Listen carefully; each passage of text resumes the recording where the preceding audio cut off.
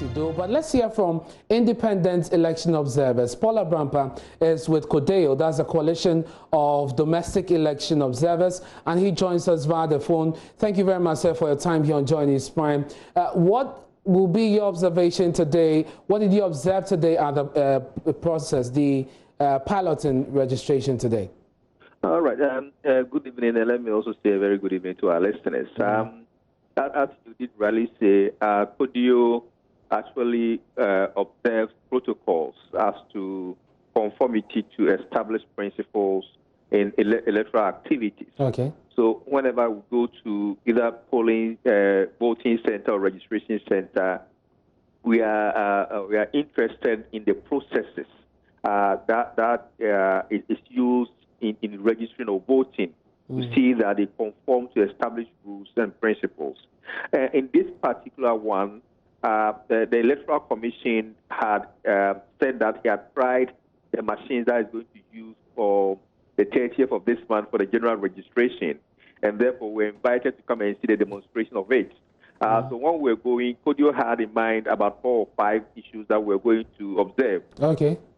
Yeah, the first one was to observe in the midst of COVID-19 and the assurances that the Electoral Commission had given us to observe whether they were being implemented at the registration centers. So that was one. And two, to also, so in that, all the issues that has got to do with it, the temperature gun, the washing of hands, social distancing, placement of chairs and other things. So before you move to point 2, what were your observations on the respect for and the observance as far as social distancing and all the safety protocols are concerned when we're talking of COVID-19?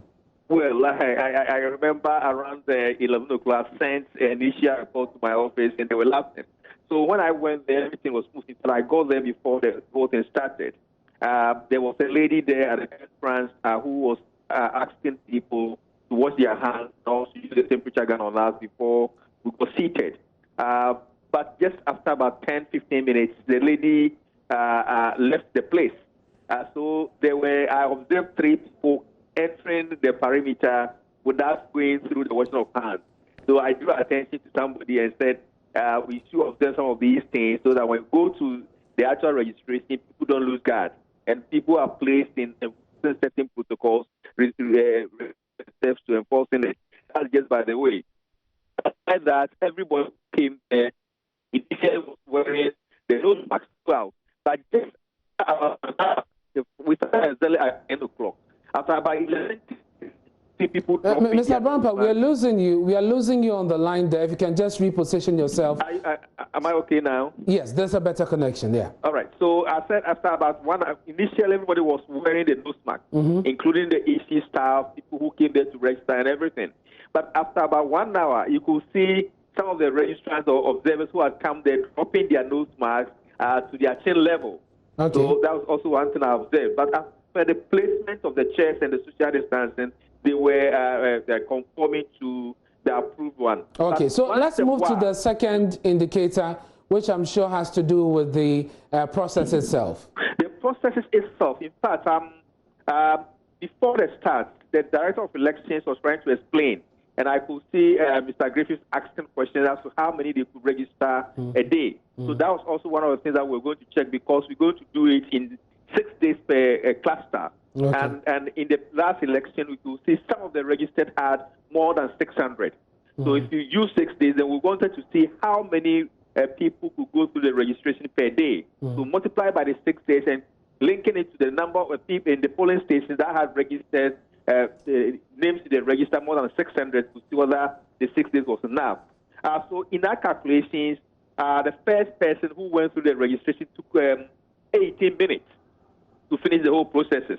But we can't base on that because it's a chain. So one person does not finish before other person comes. Very well. We then restricted ourselves to the first person who finished. The second one, how many minutes did it take to also follow him? So we realized that it was between 6 and 8 minutes. And that's quite a lot of time there, but we need to wrap up on this, Mr. Abrampa. As we wrap up, just in 30 seconds, would you say the process has been satisfactory, and what would you recommend that when we begin the registration proper, the EC should do? In just a minute, sir. Well, three issues that I would recommend. One, we have to give strict instructions to people who put in charge in enforcing the protocols of as far as COVID-19 is concerned. Two, we also witnessed as in some time in the process, people get crowded around the tables. That one, we have to be very careful about that. And also, we need to have people with speed.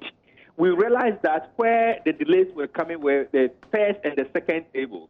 The first table was where they take your details, they ask questions and fill the form for you. And the second table especially was where they capture your data into the system. That's where the delays were. So we need and that is why you think they need to work on, bring on some more so that personnel. At least we're able to register more people per day as we expect. Thank you very much, Paul Abrampa. He's with CODEO, that's a coalition of domestic election observers, and they observed the process today as the EC began with the pilot registration exercise as well as verification.